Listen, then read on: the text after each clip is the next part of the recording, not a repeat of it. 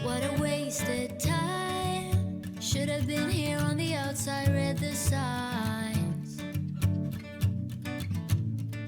Used to call you mine. Gave it my best, but I don't need one more try. Cause, baby, I'm all out of hope. Could I find it when I go? Think we're only here to stay alive now. Funny, we ran out of kicks. Now you only make me sick. Think we're only here to stay alive now. Cause I know what a waste, what a crime, what a fucked up time, and I should go. So I take what I can and I toss it in the car. Drive away down the highway I can. Hello guys, good morning. Good morning sa ating lahat. Isang nakakalokang morning to everybody. Ayan, kakagising ko lang. Nagko-coffee ako ngayon sa aking favorite place. I'm sorry. Nanonood kasi ako na. Ayan, good morning sa ating lahat. Yes, meron na tayong confirm na bahay doon.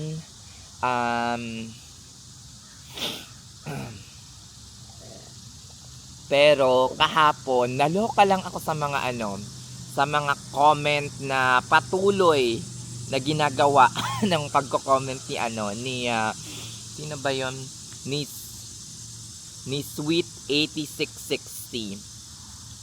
Grabe itong basher na to, grabe. Hindi lang ako yung nire-replyan niya sa mga comment section, pati mga comment ng ibang mga subscriber, nakakaloka, napaka-bitter. At namemersonal pa kung minsan. Nag-comment kasi siya, sinagot ko siya doon sa anong tawag na to? Yung sa previous video ko about sa retirement, tapos sabi niya, 2 years pa lang daw ako dito, nagpaplano na ako ng aking retirement. Ang sabi ko naman, bakit hindi ko paplanuhin kung saan ako magre-retire habang maaga pa? 'Di ba? Bakit kailangang umabot tayo ng 50s or 45 or after 5 years or 7 years saka tayo magplano ng ating retirement? Now pa lang dapat alam mo na yung mga goal mo sa buhay. Kung hanggang kailan ka lang dito, tapos meron pa siyang binash or sinagot na isang subscriber natin na parang 3 months pa lang daw, kasi nag-comment yun na parang 3 months pa lang daw is pag-uwi na agad ang pinaplano sa Pilipinas. Ay, pakialam mo kung yun ang gusto nila. Alam nyo guys, itong si Sweet Life 8660 ay feeling ko talaga isang tao lang to. Isang tao lang na nanggaling kay Tribe Daily, pinalitan ni Jackass. Tapos ito na naman, Sweet 8660. Feeling ko isang tao lang to, nagpapalit-palit ng anyo para mambash or para mambash sa akin. Feeling ko galit na galit ito sa akin. I don't know kung anong kinagagalit niya, 'di ba? Sa akin, pero feeling ko lang isa to sa mga galit na galit sa akin. I don't know. Parang nagpapalit-palit lang sila ng anyo. Kasi nawala na si Tribe Daily. Nawala na naman si Jackass. O, diba? So, pag nawala yung isa, may papalit na isa. Kung nawala yung isa, may papalit na naman na isa. So, feeling ko, gawa ng account para ang dami niyang Tapos, yung the way sila mag-comment, halos pare-pareho nung tiningnan ko. Napakahaba. Ang dami nyo man namang time para mambash sa akin. Nakakaloka, no? Well, anyway, nagpapasalamat din ako sa inyo kasi nagwa-watch kayo ng aking mga video. Kasi nakaka-contribute kayo sa revenue ko dito sa YouTube. 'Di ba? Isa kayo sa mga pakita natin para maloka talaga tong mga hinayupak na to. Eto, isa kayo sa mga contributor dito sa $682.87 nakakatanggap ko lang from Chase. So, maraming salamat po sa pagwo-watch at sinasabi mo napadaan ka lang pero halos more than 4 or more than 5 videos na ang nakomentan mo. O yan ba yung napadaan lang? 'Di ba? Kung mag-comment ka ay sobrang haba, yan ba yung napadaan lang? Basahin ko sa inyo yung comment ha. I-flash natin. Sabi dito, kasi ang daming nag-comment doon sa, may mga nag-comment doon sa Pinoy Nurse sa Amerika, bigger or smaller hospital. Sinabi ko lang naman na preferred ko yung smaller hospital at less toxic na environment. Kasi aanhin mo yung malaking sahod kung hindi naman maganda yung takbo ng buhay mo. Everyday stress ka. O 'di ba? Aanhin mo na sa magandang area ka or napaka-sophisticated. Kunyari nasa mga cardiothoracic unit ka, nasa cardiovascular ICU ka, but you are stressed every day. Hindi mo ma-enjoy ang perang pinaghirapan mo. In which dito, hindi ko naman sa nilalahat, sometimes halos magkakapare-pareho lang yung mga sinasahod ng mga nurse in each area. Depende na lang sa kanilang years of experience. Diba?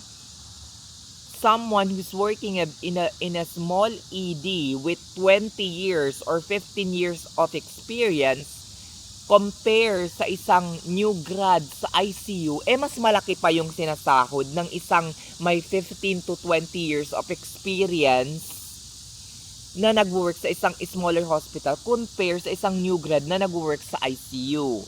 Dito kasi guys, ang labadan sometimes pataasan ng experience. Okay? Sometimes, not unless traveler ka talaga. Ang comment niya napakahaba. I beg to disagree with what you said. Maganda pa rin mag-work sa bigger cities as hospital. Mas mataas ang sahod at with good benefits like Stanford, Johns Hopkins, etc. Masasabi mo lang yan ngayon kasi bago ka pa lang at wala ka pang maipagmamayabang. Diyos ko Lord. Nakakaloka talaga itong si ano. Kahit naman siguro marami kang achievements sa buhay, nag-work ka sa isang napakalaking hospital, ay hindi naman siguro reason yun para magmayabang ka or magmataas ka sa ibang tao. Nakakaloka. Baka maging ganun ka rin someday. I never did and I never was. Hindi ako ganun. Saan mo naman nakuha yan na mas maganda mag-work sa smaller hospital? Sa mga taong nandito na. Sa mga taong matagal na dito, na mas gusto pa nila yung peaceful na area kesa sa sobrang toxic na environment na mataas yung sahod. Aanhin mo yung mataas ng sahod kung hindi mo naman na-enjoy. Shalak. Para lang yan sa mga baguhan, kumbaga sa probinsya sa atin. Dapat sinabi mo na para sa'yo, hindi na parang nagmamagaling ka sa mga, hindi naman ako nagmamagaling sweet 8660.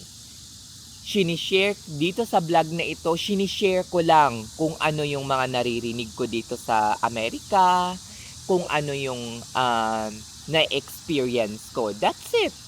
It's up to some of my followers or subscriber to follow or kung maniniwala sila sa information na ini-spread ko.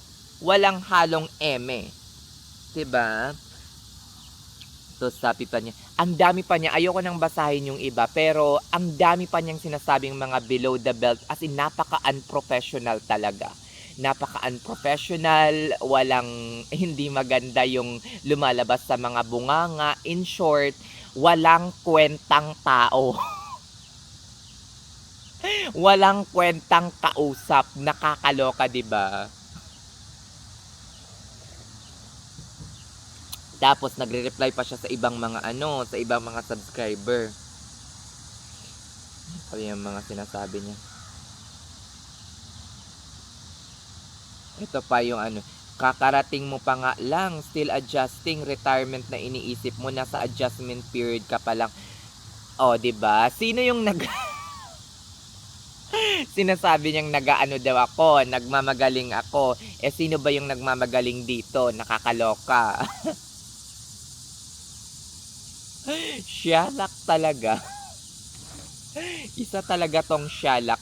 Itong mga basher na to ay feeling ko talaga isang tao lang to at nagpapalit-palit lang sila ng anyo. Siyalak. Ayan, wag na natin pag-usapan at nakakawala ng gana itong Sweet 8660 na to. 'Di ba? Nakakasyalak lang ng buhay natin, 'di ba? Ang importante lilipat tayo sa Willowbrook, 'di ba? Willowbrook. Ayan, bigyan ko kayo ng picture. Eto, guys, meron silang gin. Ayan, meron silang napakaganda, sobra. Pakita ko sa inyo after kung gaano kaganda yung facilities um,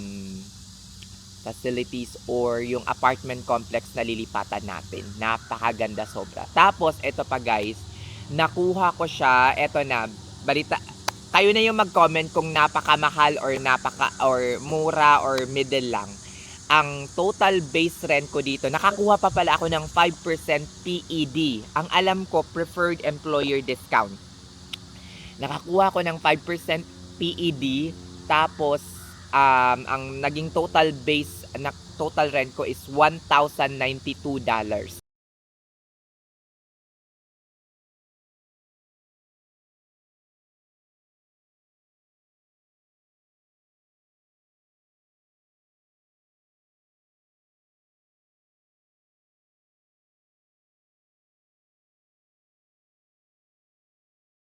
O ayan, nakita nyo na. So hanggang dito na lang ang ating vlog mga siyalak. Thank you sa parating panonood ng aking vlog. Maraming salamat po and have a nice day. Siyalak, bye-bye!